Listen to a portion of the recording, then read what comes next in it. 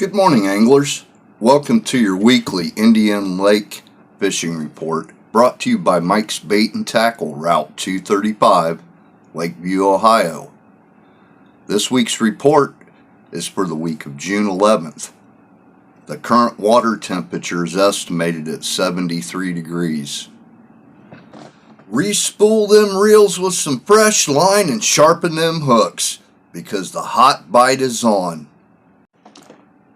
Some fish are on and turning on while others are turning off just a bit. The bluegill are still on their spawning beds, and your best success in catching them are going to come from using small jigs, ice jigs, all tipped with grubs. Fish along the rocks, structure, and seawalls.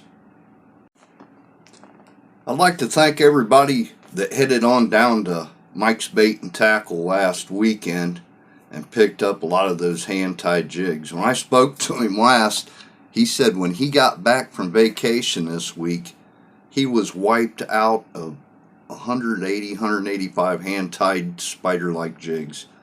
So you guys wiped him out, and you're keeping him busy tying new jigs this week.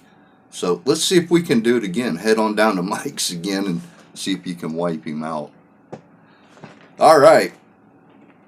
The crappie are currently off of their spawning beds, and they're being caught. Sizable ones are being caught. The reports are, the word on the water is head under them bridges, 3 to 4 foot deep, using a bobber with a jig tipped with a minnow, and you're going to have great success. The channel cat, they are biting catfish. The water temperature's up there where they're in their pre-spawn mode, little feeding frenzy going on, and it's heating up. I'll tell you what, you throw a leech or a night crawler, them channel cat are going to kill it right now. The saw guy, that saw guy bite's really heating up. They're trolling with worm harnesses, shallow diving crankbaits, okay? And you might want to try across from the state campground out in the open lake. They're also catching them off the bank. So, you can catch them off the bank using night crawlers, and they're having great success using leeches and an occasional minnow. Flatheads. Flatheads are on fire. I would highly suggest restringing your reels and sharpening up them hooks, because they are on fire, and they're using bigger live baits that have, you're going to have a little more flash to them. They're just catching them left and right, and there's some size to them. The carp rolling on the banks, they're being caught on dough balls and corn. The bass bite is good. You might want to try around the Atchison's area.